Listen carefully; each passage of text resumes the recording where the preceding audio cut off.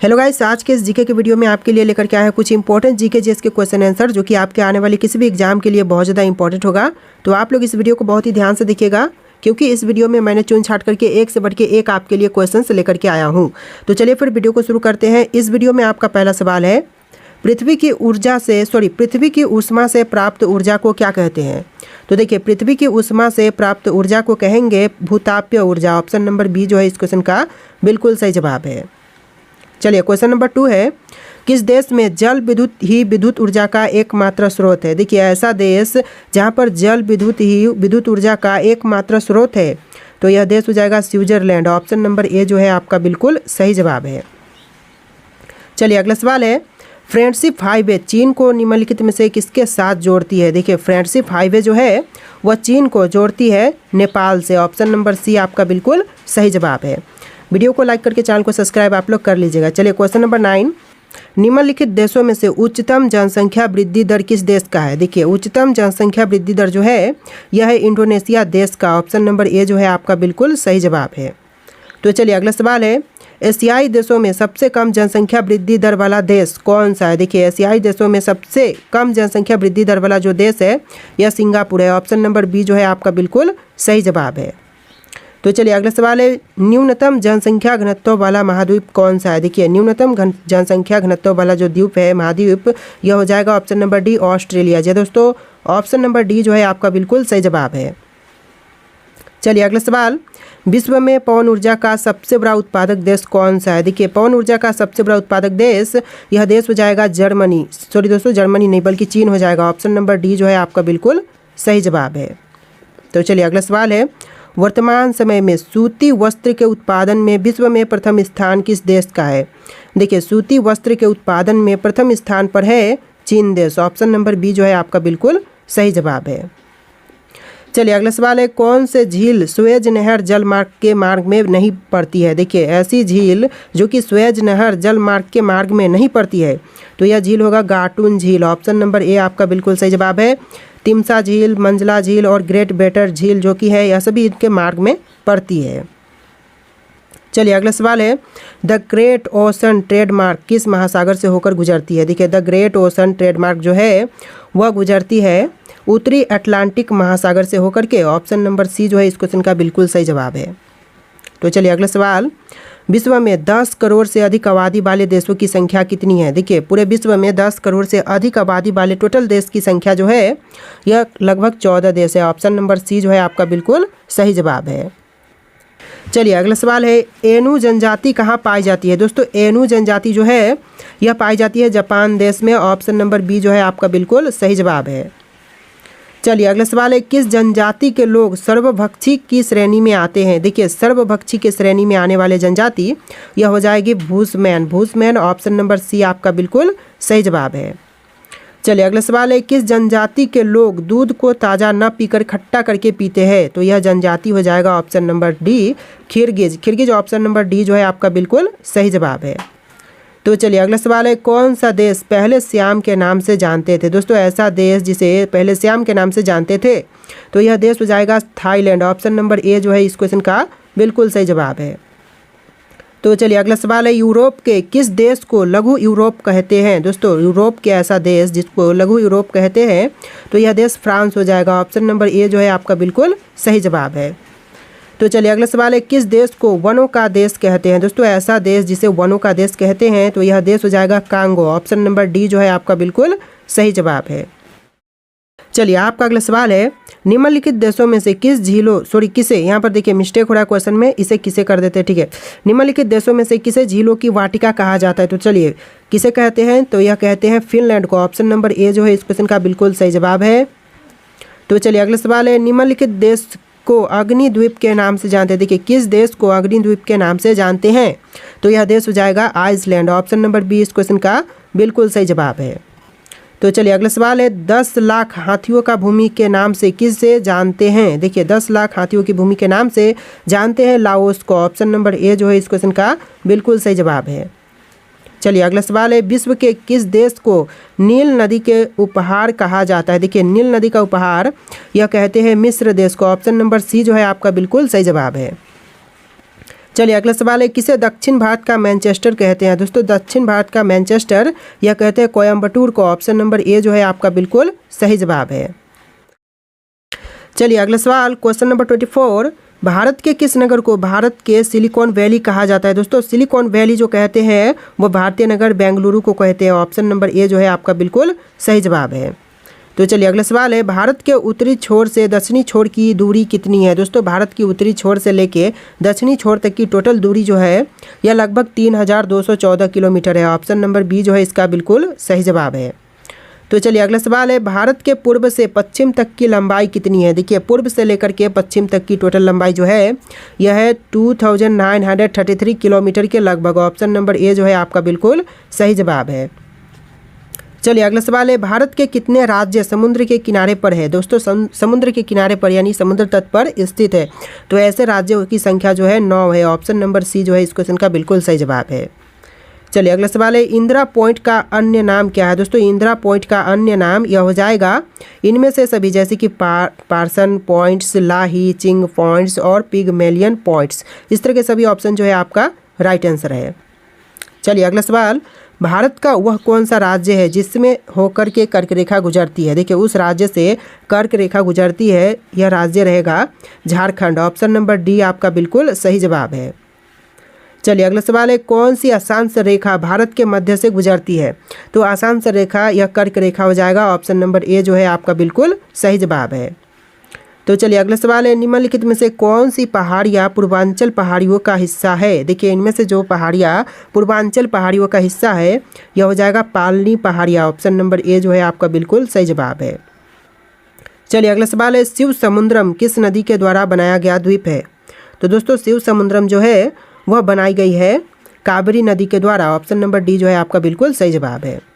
तो चलिए अगला सवाल देखते हैं, भारत के पश्चिमी बिंदु का नाम बताइए। दोस्तों पश्चिमी बिंदु यह हो जाएगा ऑप्शन नंबर डी गुहार मोहता। जी हाँ दोस्तों ऑप्शन नंबर डी है गुहार मोहता आपका बिल्कुल सही जवाब।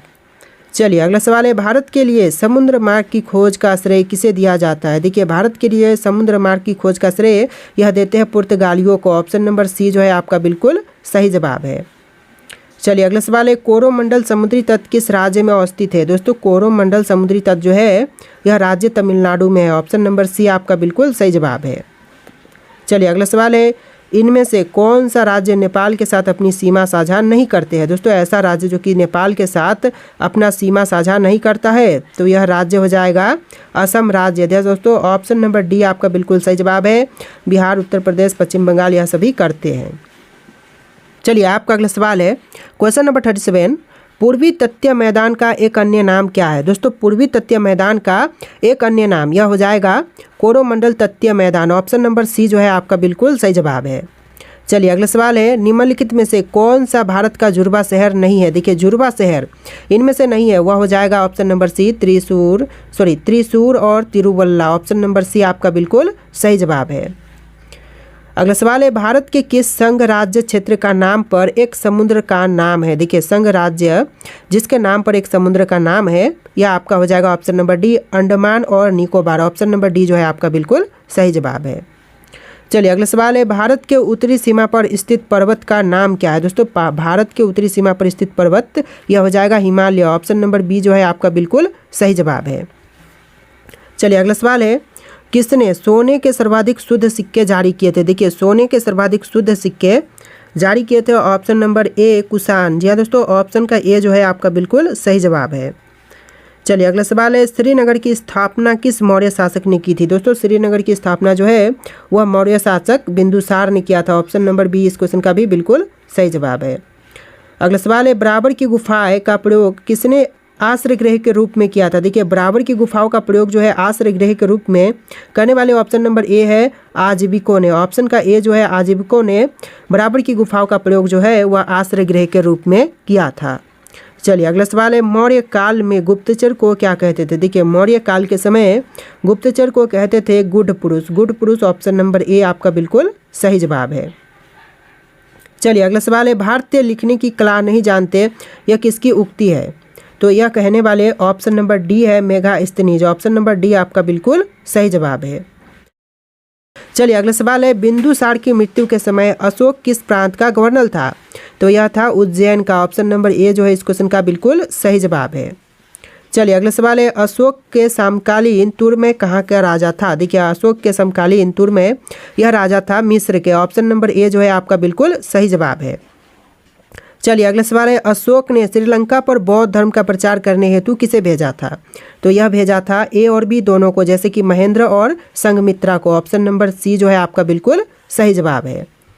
तो चलिए अगला सवाल है, मौर्य काल का सबसे अच्छा नमूना कौन सा है? देखिए इनमें से जो कि मौर्य काल का सबसे अच्छा नमूना है यह स्तंभ हो जाएगा। ऑप्शन नंबर ए जो है आपका बिल्कुल सही जवाब है। चलिए अगला सवाल है, कनिष्क की राजधानी कहाँ थी? देखिए कनिष्क की राजधानी जो थी यह पुरुषपुर थी, पुरुषपुर। ऑप्शन नंबर ए आपका बिल्कुल सही जवाब है। चलिए अगला सवाल है, पुरुष पूर्णिमा लिखित में से किसका दूसरा नाम है? देखिए पुरुष पूर्णिमा जो है वह दूसरा नाम है पेशावर का। ऑप्शन नंबर सी आपका बिल्कुल सही जवाब है। चलिए अगला सवाल है, भारत में सर्वप्रथम स्वर्ण मुद्राएं किसने चलाई थी? तो स्वर्ण मुद्राएं सबसे पहले यह चलाया था इंडो बैक्ट्रियन ने। ऑप्शन नंबर बी इस क्वेश्चन का बिल्कुल सही जवाब है। अगला सवाल है, कुषाण काल में सबसे अधिक विकास किस क्षेत्र में हुआ? तो कुषाण काल में सबसे अधिक विकास जो है यह हुआ था वास्तुकला के क्षेत्र में। ऑप्शन नंबर डी आपका बिल्कुल सही जवाब है। चलिए अगला सवाल है, सातवाहनों ने आरंभिक दिनों में अपना शासन कहाँ से शुरू किया? तो यह क्या था? आंध्र प्रदेश से। ऑप्शन नंबर डी आंध्र आपका बिल्कुल सही जवाब है। अगला सवाल है, किस चीनी जर्नल ने कनिष्क को हराया था? देखिए कनिष्क को हराने वाले यह हो जाएंगे पेन चाओ। ऑप्शन नंबर ए आपका बिल्कुल सही जवाब है। अगला सवाल है, शुंग वंश के बाद किस वंश ने भारत पर राज किया? तो देखिए शुंग वंश के बाद भारत पर राज करने वाले यह हो जाएंगे कनौ। ऑप्शन नंबर सी आपका बिल्कुल सही जवाब है। अगला सवाल है, सारनाथ के धमेक स्तूप का निर्माण किस काल में हुआ था? देखिए सारनाथ के धमेक स्तूप का निर्माण जो है यह हुआ था गुप्त काल में। ऑप्शन नंबर डी आपका बिल्कुल सही जवाब है। चलिए अगला सवाल है, गुप्त काल की सोने की मुद्रा को क्या कहते थे या फिर क्या कहा जाता था? तो यह हो जाएगा ऑप्शन नंबर ए डिनार कहते थे, यानी आपका जो सही जवाब है ऑप्शन नंबर ए रहेगा। चलिए अगला सवाल है, नालंदा विश्वविद्यालय की स्थापना का युग कौन सा है? देखिए नालंदा विश्वविद्यालय की स्थापना जो हुआ था यह गुप्त काल में हुआ था। ऑप्शन नंबर सी आपका बिल्कुल सही जवाब है। चलिए आपका अगला सवाल है, किस विदेशी यात्री ने भारत का दौरा सबसे पहले किया था? देखिए विदेशी यात्री जिन्होंने भारत का दौरा सबसे पहले किया यह हो जाएगा ऑप्शन नंबर का बी मेगास्थनीज। जी हाँ दोस्तों, ऑप्शन का बी जो है आपका बिल्कुल सही जवाब है। चलिए अगला सवाल है, अंकोर वाट कहाँ पर है? दोस्तों अंकोर वाट जो है यह है कंबोडिया में। ऑप्शन नंबर डी आपका बिल्कुल सही जवाब है। चलिए अगला सवाल है, मनुष्य द्वारा सर्वप्रथम प्रयुक्त अनाज कौन सा है? देखिए सबसे पहले मनुष्य ने किस अनाज का उपयोग किया था? तो यह हो जाएगा गेहूं व जौ। ऑप्शन नंबर बी आपका बिल्कुल सही जवाब है।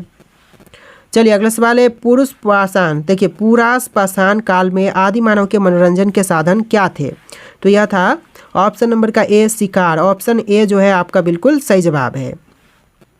चलिए अगला सवाल है, राजस्थान के इतिहास का प्रणेता किसे कहते हैं? दोस्तों राजस्थान के इतिहास का प्रणेता जो है यह कहे जाते हैं कर्नल डाट को। ऑप्शन नंबर ए आपका बिल्कुल सही जवाब है। चलिए अगला सवाल है, खजुराहो स्थित मंदिर का निर्माण किसने किया है या फिर किया था? तो यह करने वाले ऑप्शन नंबर डी है चंदेल राजपूत ने। ऑप्शन नंबर डी आपका बिल्कुल सही जवाब है। अगला सवाल है, जगन्नाथ मंदिर किस राज्य में है? दोस्तों जगन्नाथ मंदिर जो है वह उड़ीसा राज्य में है। ऑप्शन नंबर बी आपका बिल्कुल सही जवाब है। चलिए देखते हैं अगला सवाल, रामचरित की रचना किसने की है? दोस्तों रामचरित की रचना जो है करने वाले हैं Sandhyakar Nandi. Option number D आपका बिल्कुल सही जवाब है, संध्याकर नंदी। तो चलिए अगला सवाल, मोढेरा का सूर्य मंदिर किस राज्य में है? दोस्तों मोढेरा का सूर्य मंदिर जो है यह गुजरात राज्य में है। ऑप्शन का बी जो है आपका बिल्कुल सही जवाब है। चलिए अगला सवाल है, आगरा नगर की स्थापना किसके द्वारा की गई? तो दोस्तों आगरा नगर की स्थापना जो है यह किया गया था सिकंदर लोदी के द्वारा। Option number D Sikandar Lodi आपका बिल्कुल सही जवाब है।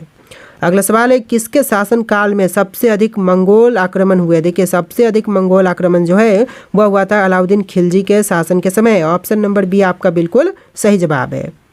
चलिए अगला सवाल है, 13वीं सदी में सेवा का सर्वोच्च अधिकारी कौन होता था? तो यह होता था ऑप्शन नंबर का बी खान। ऑप्शन का बी जो है आपका बिल्कुल सही जवाब है।